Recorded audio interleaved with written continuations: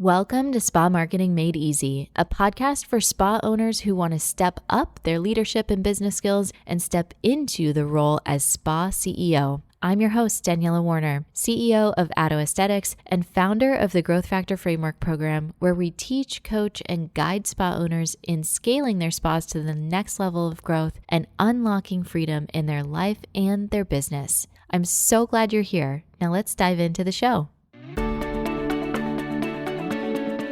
Hello, my dears. Daniela here, and welcome to the Spa Marketing Made Easy podcast. I know this episode is going to speak to so many of you out there because the two main problems that I have found myself helping spa CEOs solve over the past 10 years are, number one, I need more money, which we solve through a solid marketing strategy, through client retention strategy, not to oversimplify it, but those are two big areas that we can solve the I need more money problem. Problem number two is I need more time. And I need more time is solved through delegation, hiring things out, AKA having a team.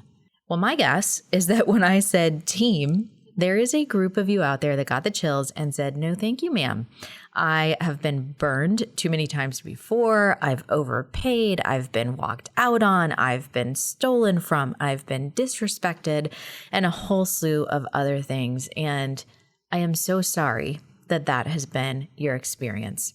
I hope that with today's episode, you can start to believe that unicorns are out there. And I know I have been blessed with some of the most incredible unicorns on my team. And today I've got the incredible Jen Kem on the show. And I actually invited her to talk about her new book, Unicorn Teams. We got into so much more than that. It was just kind of a really fun, really dynamic conversation that took its own path.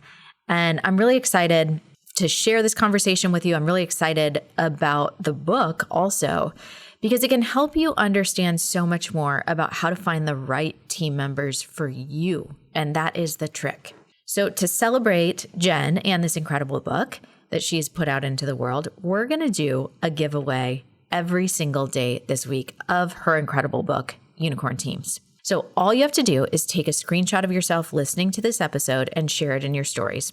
2 seconds. You can screenshot, you can share a story that we have. Just tag us at Atto Aesthetics, tag Jen. She's at Jennifer Kem, JENNIFER.KEM. And that's it. Simple. We're going to pick a winner every single day. We will send you a message. We're selecting the winner randomly. And we'll send you a message on Insta if you won. So make sure that you checked your messages and the message request if we're not coming through for whatever reason, because we need to get your address of where you want us to mail the book to. Okay, so I love doing giveaways. Be sure to tag us. Be sure to share. It's so much fun. Okay, so let me do a quick read of Jen's bio, and then we will get right into the interview. So Jen Kem helps thought leaders create personal brands that reach and help millions. Named Forbes' top brand strategist, her company, Master Brand Media, represents influencers, celebrities, CEOs, experts, specialists, authors, and speakers to get seen, heard, and paid more through brand management, team optimization, and corporate brand collaborations. With a focus on the 4 essential areas for brand success called Brand T.I.M.E, team, identity, messaging, and experiences, Jen and her team of strategizers and mobilizers have advised over 400,000 leaders to grow their brand, expand their business, and lead teams who get their mission and follow through on their vision. Her upcoming book, Unicorn Team: How to Rally the Right People Around the Next Big Winning Idea That Changes the World, outlines frameworks for everyone to leverage the concept of brand time so that they can make their next level impact they know possible. Jen lives in the San Francisco Bay Area with her family. She's originally from Hawaii, as you'll hear in the interview, and we had some fun around that. It's a really great interview. Keep an open mind if you are kind of one of those hesitant people around team, and enjoy the interview. All right, Jen, welcome to the Spa Marketing Made Easy podcast. I'm so thrilled to have you, the expert on teams. Oh my gosh, there's so much that comes up with spas and hiring. I think that's probably like the number one thing that people are like, nope, I just want to go back to being solo. I don't want to. And there's so much that we can get into. Let me have you introduce yourself first, because I know I'm just going to start going and throwing questions at you, but tell everybody a little bit about your background. I already did your bio in the intro. This just the real meat of like who you are and how you got into this work. Yeah. Well, Daniela, thanks for having me. I love having these conversations because at the end of the day, I'm just like everyone else here as a business owner. And although I don't own a spa-based business, I did own a retail concept and a bunch of stores. And I would say that probably the same or similar issues came up in terms of the ability to get people really committed to the level of brand experience and excellence and all the things that any business owner wants. And so that kind of is a little peek into my background. Today I am one of the Forbes' top brand strategists. But really what I do is at our brand strategy firm called Master Brand Institute, what we really do is we help personal brands turn and monetize their product brands so that they can create company brands that people know, like, trust, refer. And so it's interesting when I talk about brands and then team, a lot of people think of team as just operations, or it's just like a structural thing that all of us have to deal with. And my premise is that your team is the brand experience, because your team are the people that your clients, your customers, the audience that is thinking about working with you, they're all a reflection of their decision. And so to me, understanding how leadership and team, even if you're a solopreneur or you are a tiny business with a few fractional or even like what you think in spas and studios, a lot of times, sometimes what people are doing is they're renting even space for you potentially. There's a lot of different types of business models. But even if they are those people, they are still representative of your brand and your team. Mm-hmm. And I think what has always been frustrating for me I spent the first decade and a half of my career in really branding and marketing of some of the most exciting product launches ever. Like early in my career, I was in advertising, and I was a junior copywriter at one of the biggest advertising agencies in the world called Ogilvy. And so I worked on the Coca-Cola account and Nestle account. A lot of beverages was kind of the domain we had, the accounts we had. And then I realized that as much as I loved copywriting and advertising and campaigns, I wanted to become this full-on generalist. I really want to understand go-to-market and the machinations behind what makes a product special to anybody. And again, if you're listening, like, how do you evoke emotion about a thing? All of that. And then also, who are the people that actually lift that rocket into space? Because it doesn't matter, again, if you're like a small business or you're a big business. Actually, what I realized is the process is the same. And so you were talking yesterday too, and you said something about you have your household team, you have your relationship team, you have your work team. And so I thought that was a really interesting way to explain it, because we do get a lot of objections of people that maybe have been burnt by teams and said, this person doesn't care about my business, or this person doesn't want to support me, or these are not my people, or never again will I pass this off.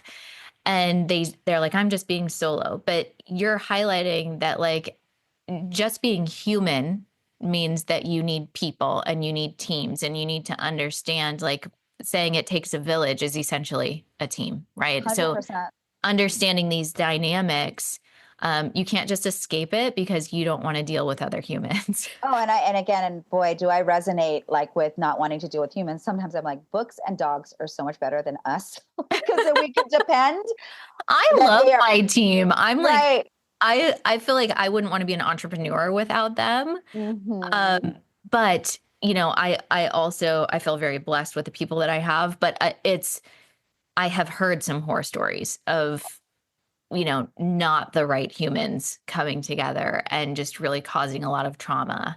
Yeah, and that's, you said the key words, the right humans, right? Because again,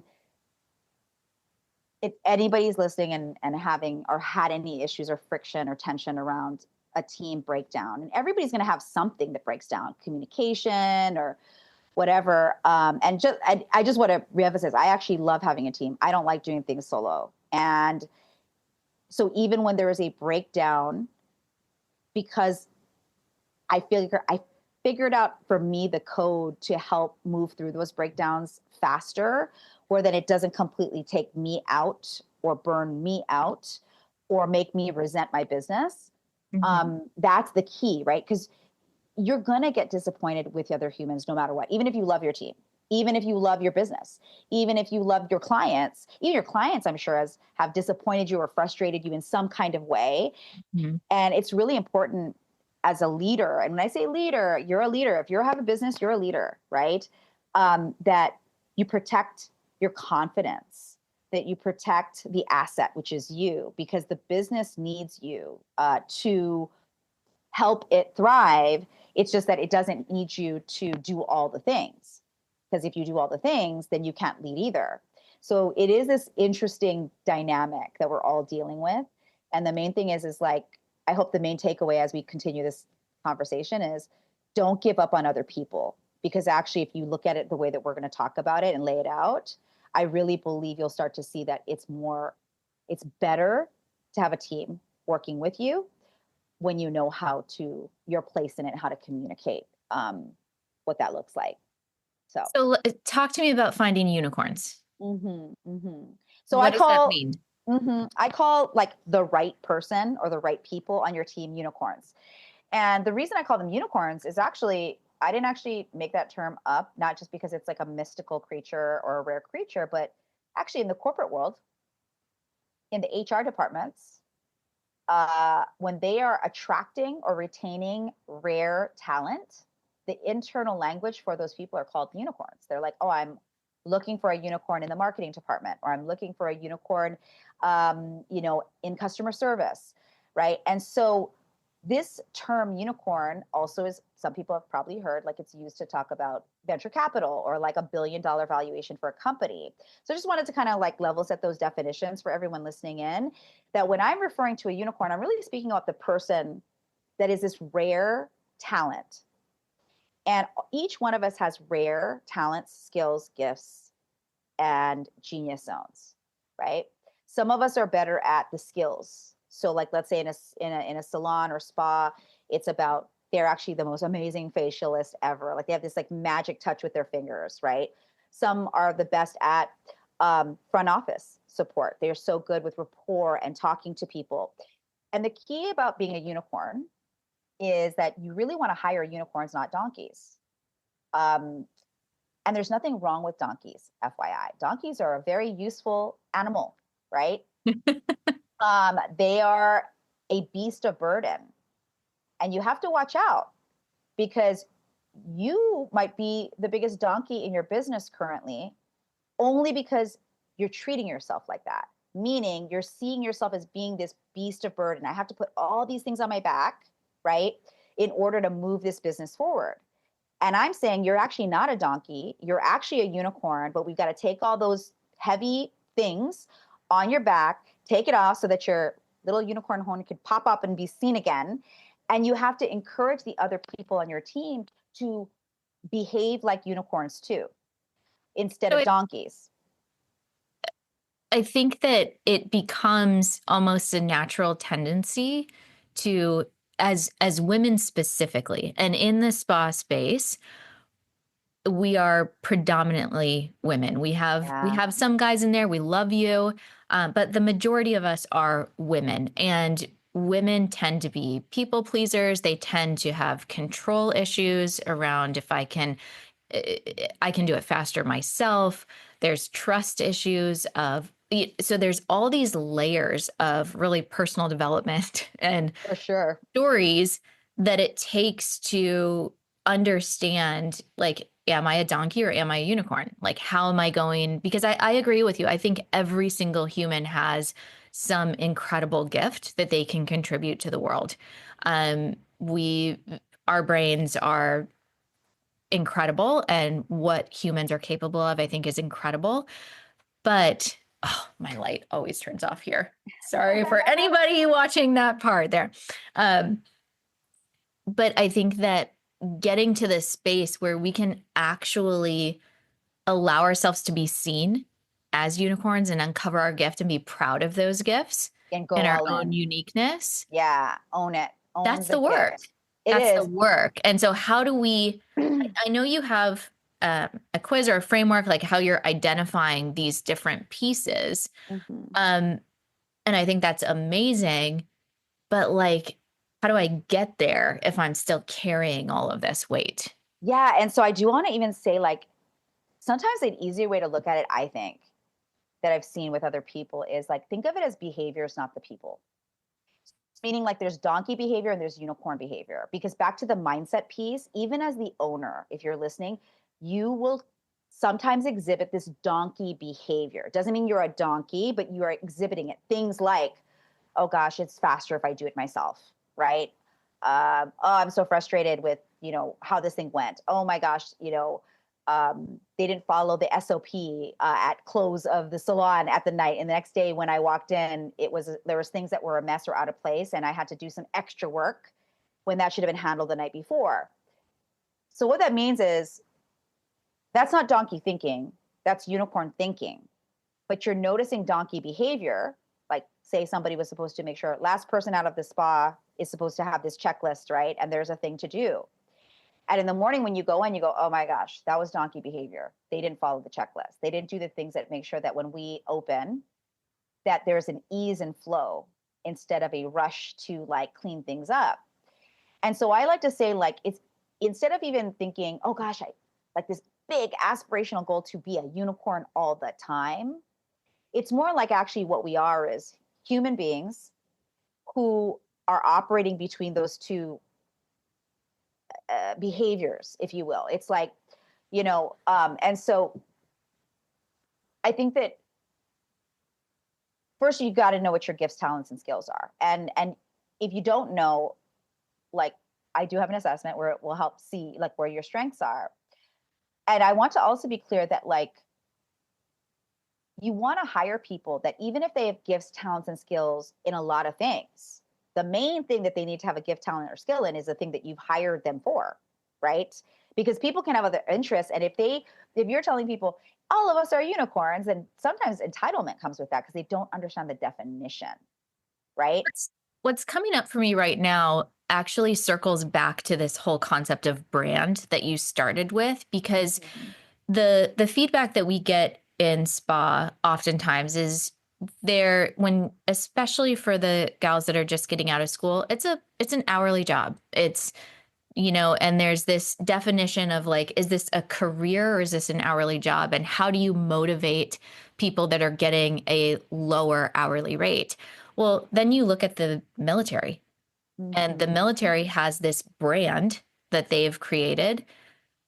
The people that are just joining the military are not making a lot of money, Right. and they are working extremely hard. They're focused and committed to the values of the brand that they believe in. Exactly. So the government has done a great job of creating the brand of the military. What does that mean to serve? What does that mean to have duty? So I always like to look at other industries and say, how can we take that concept and bring it back um, to what it is that we are trying to evoke? What are our core values? What are our sense of duties? And how can we bring that in to make the people that are on our team be more of, they feel that they belong? There's like an identity piece that ties Yep. in there. right? Yep. Am I going down the right track? You really are. And one of the Okay. things in my book that I talk about is values, and you're so bang on with that. Most companies of every size has some kind of set of values, and then further they have a set of operating principles even, right? And but what's missing, and this is where you can start to really get a team that's a high performing team that behaves most of the time like unicorns, right? Is knowing what the individual values of each one of your team members is. And in Mm. my book, there's an entire framework of how to do that. And why is this important? Because the way that I define is values are a verb, they're not nouns. So they are how you are truly operating in the present. They're not how you want to operate. They're like, what are we actually doing? And so if how you imagine your business to run does not fit with the values you think you have, there is a present moment discrepancy. I So mean, let me like give you basically every business is like integrity is our core value. But then right, if you're not like doing what you say you're going to do, right. you're out of alignment. So it's not actually a core value. And so here's the cool thing. So number one, that's you just already scratched on it, Daniela. Whatever your values are, take a look and say, how are we out of alignment with any of the things we say are our values? That's the first exercise. And just get honest with it. Don't make anyone bad. Don't make yourself bad. Just look at it very objectively and go, because it's just a sign that you probably have a team issue. Because it's like, because the people who are mobilizing or producing the work, like especially in a spa, right? You have a lot of skilled technicians, you have possibly like registered nurses, you've got a variety of different types of Depending on the type accreditation. of operation. Yeah. There's providers, Exactly. there's administrative staff, there's marketing staff, there's Mhm. all of those pieces. Exactly. And so first is like, where are we living our values and where are we not? That's the first question, the business. Then it's like, okay, if there are 5 of you in the business in some kind of way, and remember, this should apply to, it doesn't matter if they're part-time, if they're fractional, if they're buying a seat in your spa as a technician, they're all part of the brand. So you want to know what their individual values are. What moves them as people on a team, because I call it linking values. So this is how it works. So let's say the company values are integrity. One is integrity, like you said. And I'm Jen Kem. I am the marketing manager for the spa, right? My 5 top values are autonomy, justice, generosity, leadership, and legacy. And each one of them has a very specific definition, because that's very important. Like we said, you can like throw words out there, but unless they're defined of how I define autonomy, which for me is autonomy means to me is that I need some semblance of control over my future and how I operate my life. And I want to make sure that I'm in environments where that is true too. Okay. So let's say I'm Jen Kem, marketing manager. My top value individually is autonomy. The company or the spa's first value is integrity. The question is for Jen Kem, how does my value of autonomy meet integrity? Right? And we actually define it for each person on the team. And you will be so blown away that if just people saw how, oh, by working here, I have a lot of autonomy because actually I'm a fractional CMO. And so I can work with a lot of different companies. And therefore, I begin to appreciate my role at that spa. And it's actually done every quarter to like look at how do your personal values line up with the company values? Just that alone starts to get people planting the seed in their head. Oh, I know I'm here. It also helps plant the seed of thinking, actually, we have a values misalignment, you know?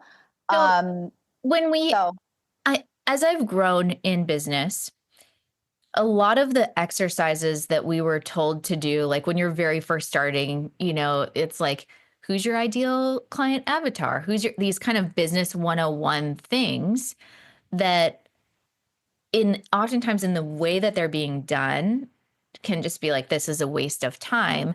as you get older in business or more established, it's like, no, I actually do need to know who that person is, but I'm taking it from, I almost think you can't do those exercises before you actually develop who you are as a company. You know what I mean? And so the core values, I think, is one of those things that people like start out and they're like, these are what I think my core values are. And then as my company develops, these are what I say they are, or what they actually are by how Right. we're working. Right. But what I see in spa, and I'm sure that you've seen this over the years in your experience, is that when people oftentimes they're overworked, they're overwhelmed, and they just want to hire somebody as a band-aid. Yeah. And they're like, I just need someone to come in and do this because I can't. And then it becomes this like domino effect of catastrophe after catastrophe because they didn't hire the right person. So if I'm one of those people and I grab your book and I'm like, okay, this makes sense, but how do I actually do that? Because, I don't have time to sit with someone and be like, what's my core value or what's your core value and have this, you know what I mean? Even though it's like such an important thing that would prevent all of those dominoes. Like, how do Right. you Well, break through that yeah. block? Well, I think there's a way. I mean, obviously, like, there's actually an easy way to do it. And here's how I would do it. What I would do is like, even if you have to, unfortunately, at times throw that band aid resource in, they're still applying for the job, right? In general, they're applying for the Yes. job in some kind of way. So you got to just add that information into your intake and application process. So it's like, how would you name your core values? Watch this video before you apply, right? So that you know how to like name your core values. It doesn't have to be perfect. And you as the owner can know if you see something like, for example, let's go back to autonomy being my highest value. Okay. That actually might throw off an owner immediately. And I would, if I were, it would throw me off. I'd be like, ooh, she like really wants to be independent. But Right. And if you're a micromanager or controller, then that's going to be hard for someone that their high value is autonomy, right? correct. So what I'm saying too is like that allows you to quickly go, we already can smell things could happen bad, right? That's a Without even looking at the other great skills. solution. That is a really great and really simple solution Mhm. that's not going to add a massive amount of time. Yeah, and trust your gut too. Because like if you just know that little bit of data, add it, just a little bit more information, you'll go, like for example, you talked about the military, right? That's why I could never be in the military. Because autonomy being my highest value, there's no way I could take orders. I would want to be the commander right after basic training. I'd be like, just promote me all the way to general right now. That would have been like my thing. But do you see what I'm saying? So it's like me knowing myself too. That's why I know like a job in the government, although that would have been my mom and dad's greatest dream for me because both my parents retired from the US civil service in their own respective agencies after 30 years. So I grew up and then every single one of my family was either a nurse and a doctor, or they all worked for the government, like in military or in civil service. So I was like, Mom, I'm not built for that.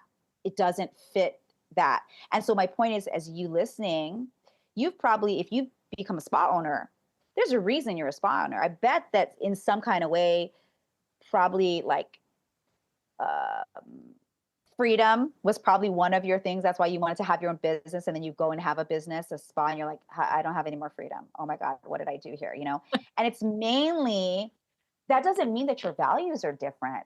It means that that's why you need, let's say, a Daniela to help you with the making sure to have that operational humming going on. You need these types of firms and consultants where that's their specialty area. They are a unicorn to you because the reason you started this spa business might not be because you were good at business. You just loved, let's say, skin or hair or aesthetics or whatever the reason of your own skill set. And I'm sure most Honestly, spa that's owners, how most people start. They go to aesthetic school because they love correct, helping people solve problems with their skin, or they had problems with their skin to begin with. exactly. And they end up starting their own business. And like, we didn't learn any of this in aesthetic school, but it's like the aesthetic school's job is to teach you how to become an esthetician. Right. It's It's not not to to make your teach you. business. Yeah, Yeah. exactly. And so, and guess what? You're not alone because they don't teach that to doctors. They don't teach that to lawyers. most specialty professions, and you owning a spa is a profession. It's, even though you're an owner, it's a discipline, right? It's a discipline, and it's a high skilled area. But none of those schools teach you. They teach you the skill. They don't teach you the business part. That's why Daniela is a unicorn, possibly for what you need, you know. And these employees, or these fractional people who help, or even somebody, for example, let's say you really just got to fill, because you get rental income, let's say, in your spa from somebody who rents If you're a renting space, out some of the rooms. Yeah. right? And really, you don't want your cash flow to hurt next month. So you're like, we'll take anyone. Instead of that, though, that person still represents your brand. If you just add in the values, now if it said autonomy was their highest value, that might be okay, because they're renting from you, right? They see themselves as, I want to be an independent worker, and then they may pass the first muster, if you will, of the application process. But then you can ask them even further questions. Hey, like, we do have a set of standards and principles because this is an overall brand we've built. So do you feel like you can adhere or comply, or be in alignment with our SOPs, really? Like, what are our standard operating principles and procedures? That's different than your values. Mm-hmm. So it's kind of like using values as a application editor, and it's a really easy yet powerful way to clean out some of the people, so that you don't throw, I call it, like, when you don't do stuff like that, you're throwing a grenade on your business. And that grenade is that person who's not a fit, right? And people hate when people who are leaders or owners become the grenade throwers. Yeah. And the rest of the team then suffers too. And that's that domino effect you were talking about earlier, like, Daniela. That's the, and so I'm always like, we should not throw grenades.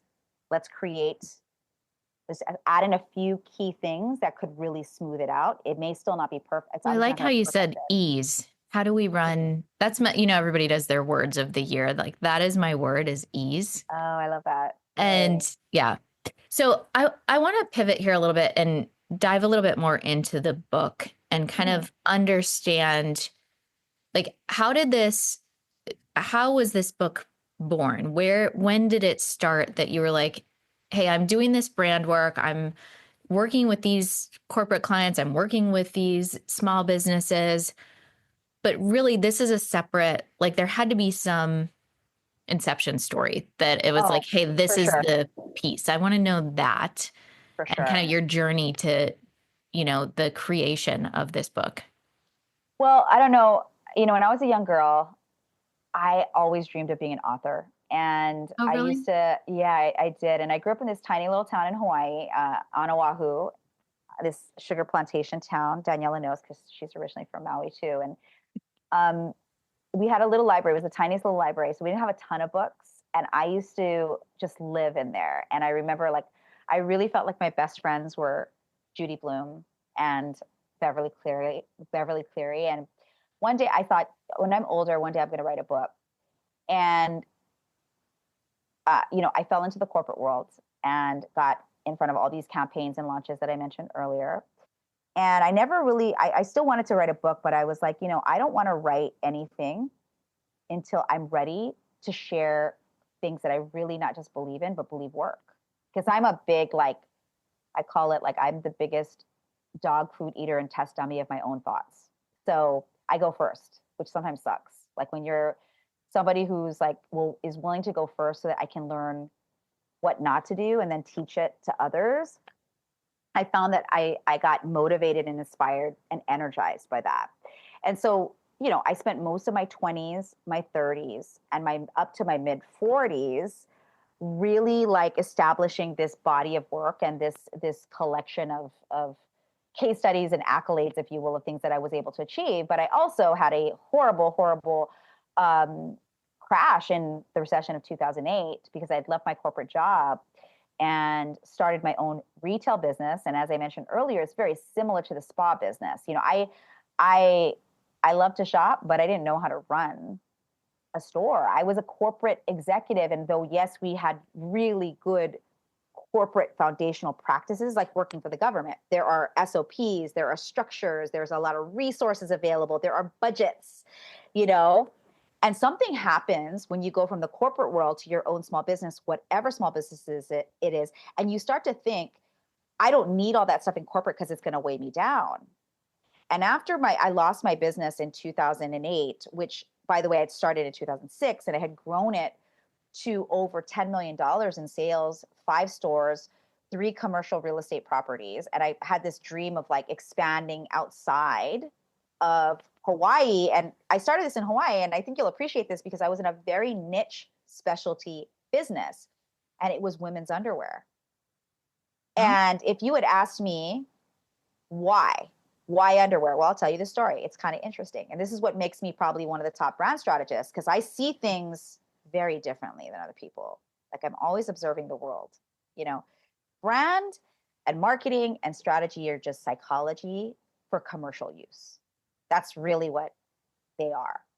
So what would happen is I was working for a big high-tech company and every month I would fly to Dallas from Honolulu because the company headquarters, all the telecommunications companies were in Texas and mainly in Dallas. So AT&T, Verizon, MCI back then, like, you know.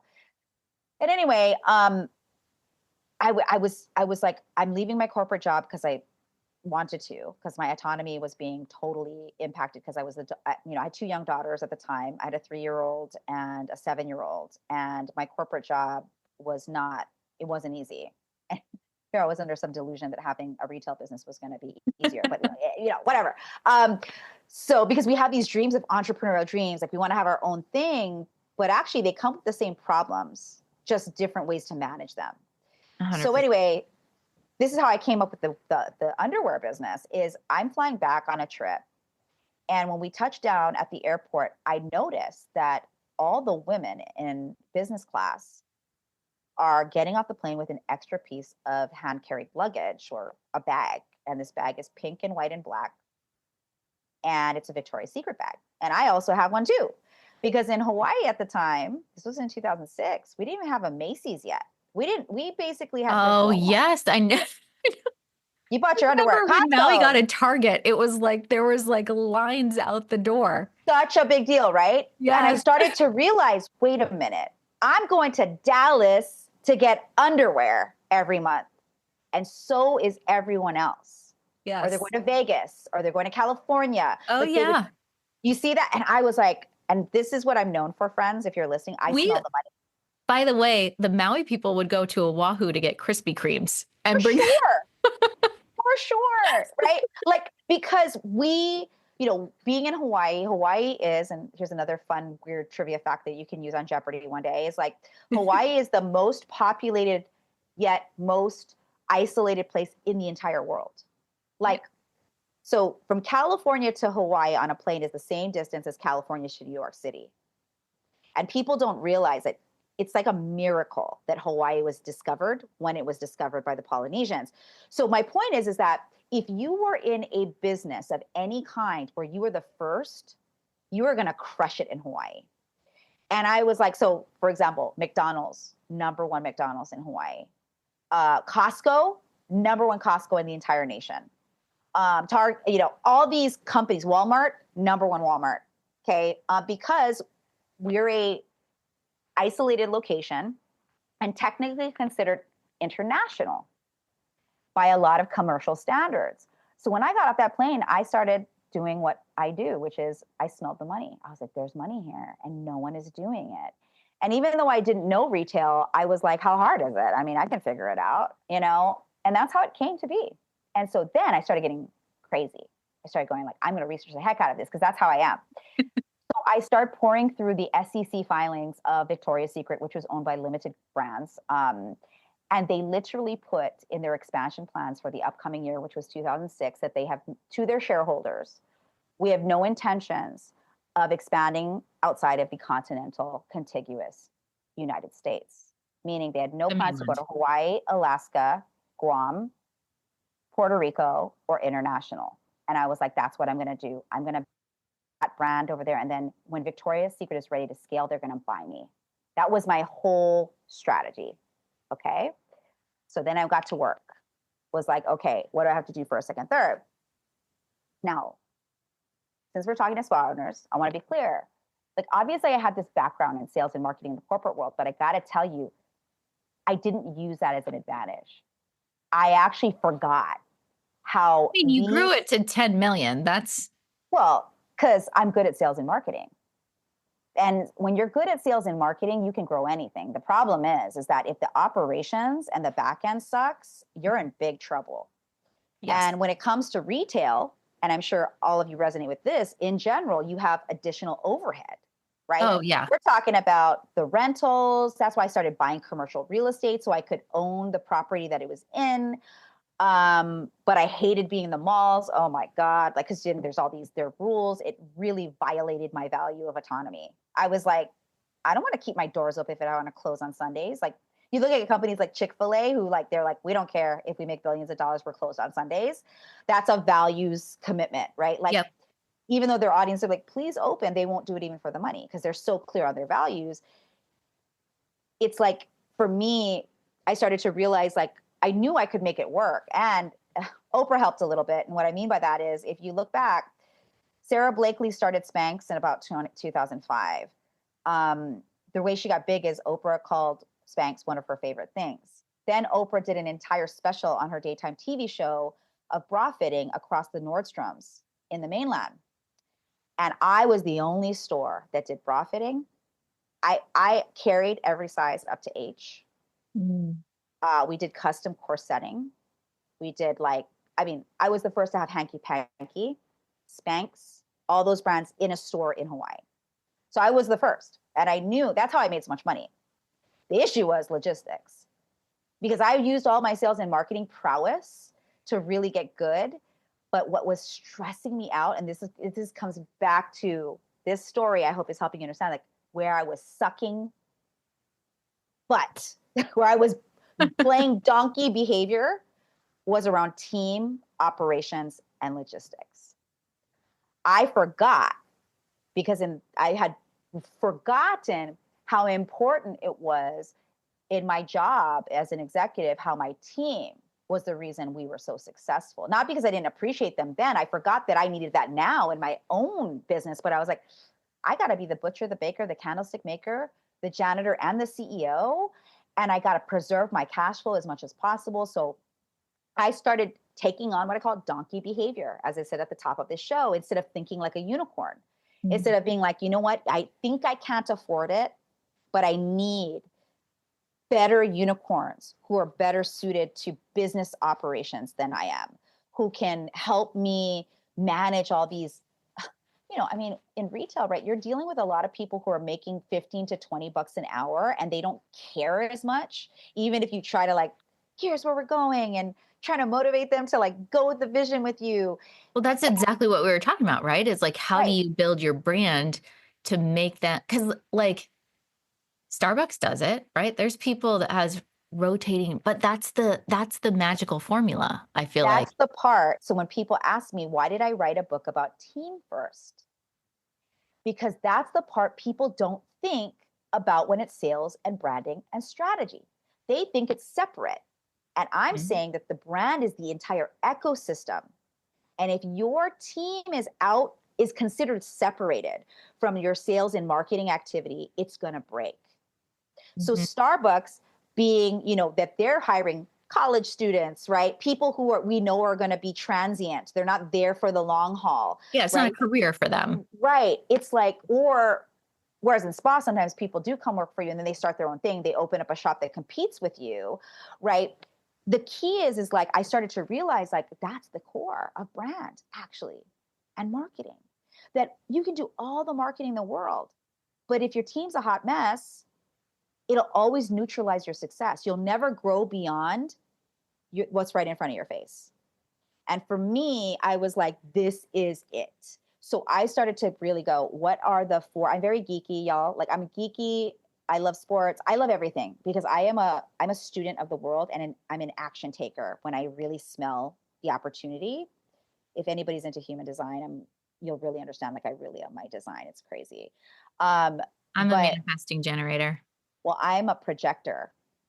And Oh, people I are like, love projectors. yeah. And I'm a hermit opportunist, which is perfect because the hermit part of me is study, study, study. And the opportunity is like, go for the thing that's going to win. And so that's kind of how I operate. And anyway, what happened was once I figured that out, it was too late because it was 2008 and I Mhm. made all this money, And but the world ended. then the world ended and nobody was buying $25 underwear and Right. nobody was, and I did not have the operational and financial foundation to live through that storm. And most people didn't. Every single entrepreneur that I know at that time is literally not doing it anymore. But that's when I was like, and then I started my firm, Master Brand Institute. And I started to realize like, what are the models by which this thinking and leading really work? And so I kind of put it into 4 categories. So I call it Brand Time, T-I-M-E. So T stands for team, I Hmm. stands for identity, Hmm. M stands for messaging, and E stands for experiences. And those 4 pillars are what make a brand great, no matter what size it is.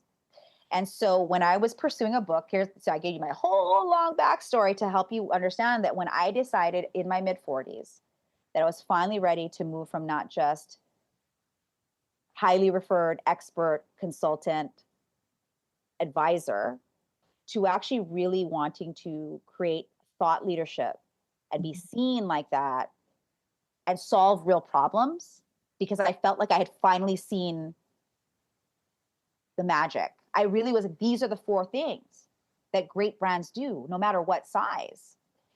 And people call me all the time, Daniela, and they're like, Jen, can you help me with my brand? Can you help me with my messaging? Can you help me like through a issue? And my first question always is, tell me more about your team. And so many times people will say, oh, that's not my problem. I just want more people to know about us. I want visibility. I want this. I want that.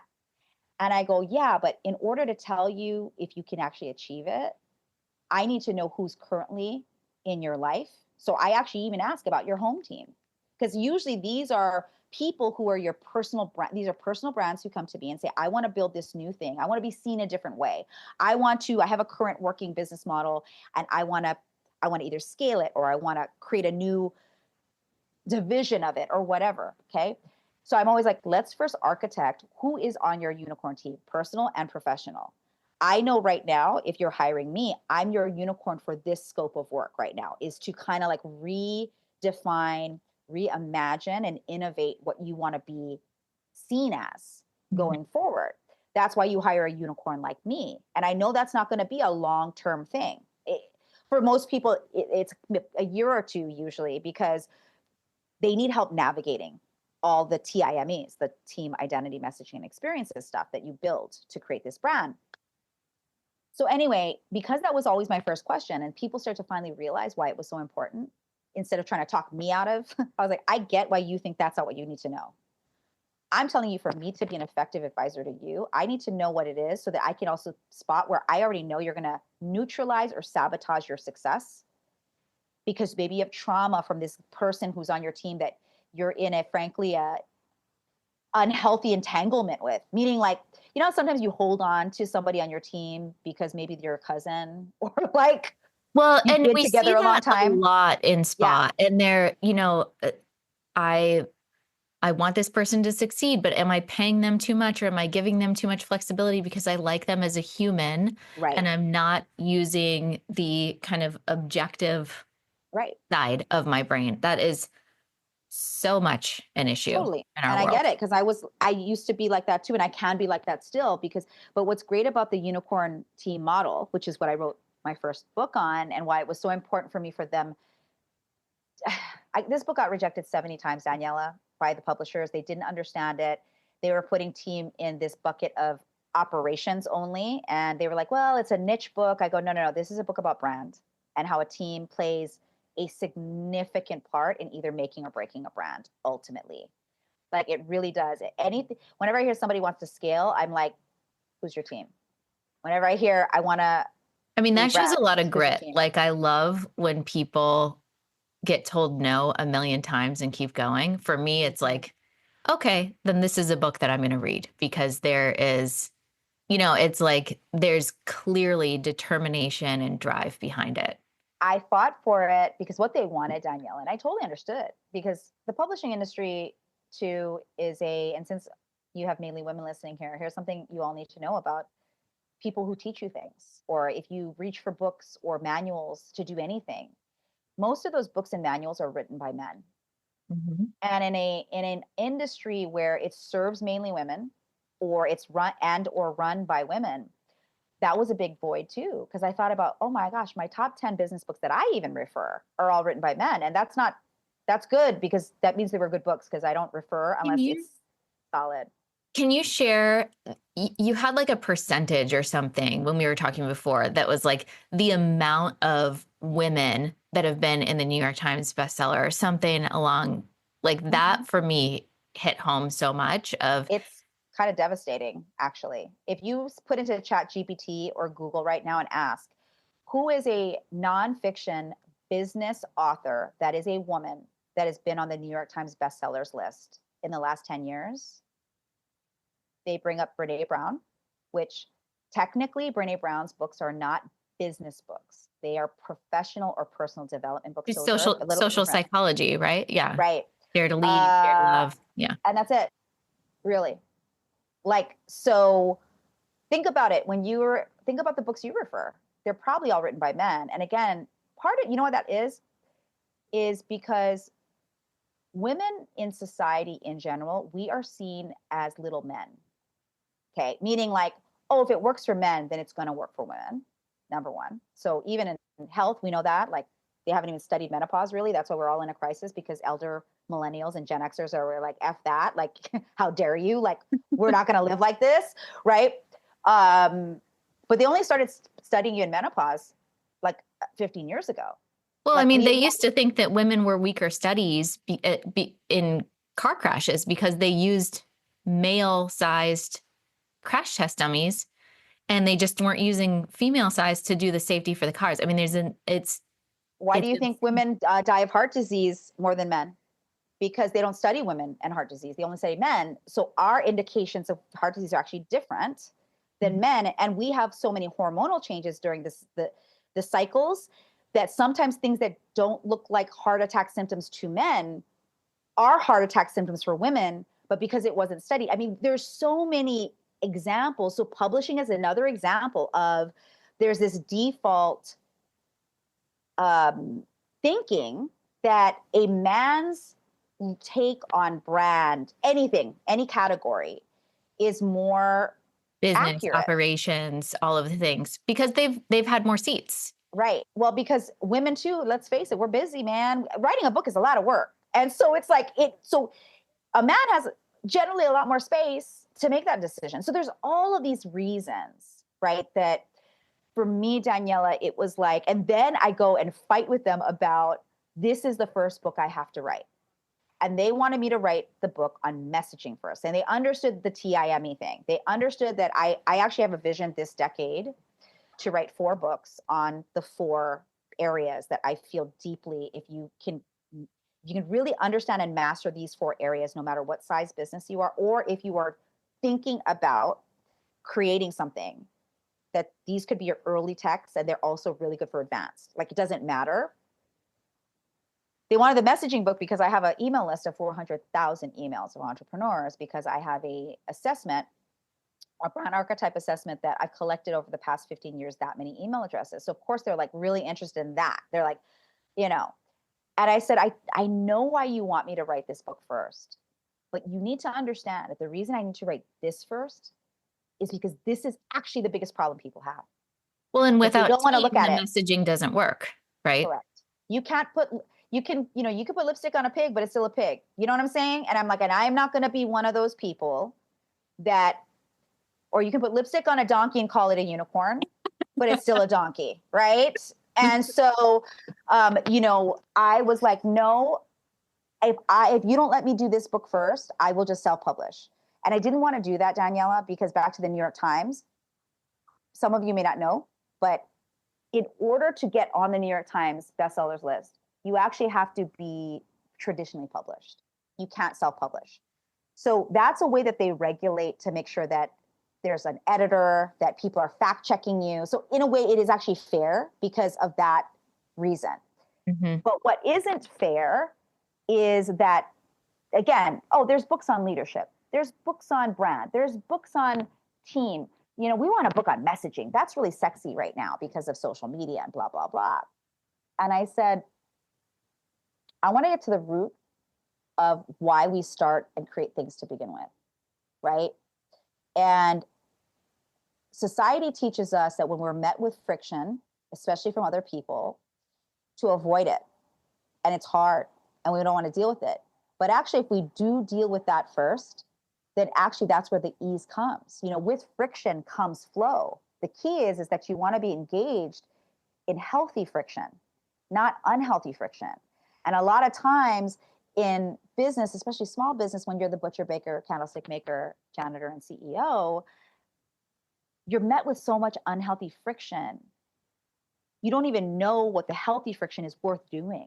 And I will say that my premise of the book is the healthy friction of getting your team in formation by linking individual values with business values, by operating your business with this unicorn mindset and quickly identifying unicorn behavior versus donkey behavior, not just in your team, but you too, because guess what? You are part of the team, right? You're the leader, but you are also part of the team. And so you can't be exempted from donkey behavior all the time too. That's also creates a bad culture and creates a bad brand experience ultimately, right? We talked about Starbucks earlier. They've gotten in trouble a lot because there have been the racism things that have come up for Starbucks. And yet, how do they bounce back as a brand? They bounce back because they quickly go, that's not our ethos. That's not our brand. We need to retrain the managers, because usually it's the managers who are the problem. It's like the leaders in the stores, not the workers. It does come down, right? It's like whoever is leading the space. Yeah. So again, like people listening, and I love, Daniela, that you approach the way that you teach spa owners in the same way that I do, in that, the reason we talk about like Starbucks or we talk about Apple, and you're like, well, we're not that. We're like this one retail or spa place, period. Trust me, it's not different, right? In terms of the way you've got to set it up. Mm-hmm. They just decided to go bigger than what you desire. And after what happened to me in 2008, I realized actually I don't want to become a Victoria's Secret type of brand. I want to actually infiltrate from the inside out. And that's my biggest contribution. Great brands are built by people. And today with AI, what's great about spa too is I feel like it's pretty AI proof, because women are always going to like to get their nails did, their face did, their hair did. They do have robots that do eyelashes, which I think is bizarre. But yeah, the real I would let no damn robot near my eyes. FYI. I mean, that's serious. The touch on the face and the energy that's shared and shifted is, we're safe there. So Jen, this was just such a massive wealth of information. I'm so grateful to have you here and sharing all of this. As we're wrapping up, can you please let everyone know where they can get the book, all of your links, any way to connect, find, follow you, all the things? Thank you so much again, Daniela. It's been so fun. So first, if you want to pick up the book that we've been talking about and what actually ended up becoming the end product, if you will, of all the stories I shared with you today, go to unicornteambook.com, unicornteambook.com, and it'll show you all the places you can get the book. You can buy it on Amazon, obviously. You can go straight there. You can buy it at Barnes & Noble, but at a bunch of independent retailers. But that page will tell you where you can buy it, and there will be some juicy bonuses for you if you pick up the book. And then where I love to engage the most is on LinkedIn, where you can find me at Jennifer Kem, and also on IG at jennifer.kem. I love DMing with people on IG because it's just easier. So if you're like, hey, this inspired me, feel free to, it's really me who's going to be messaging you back. So yeah. And then you can follow me at jenniferkem.com. That's my website.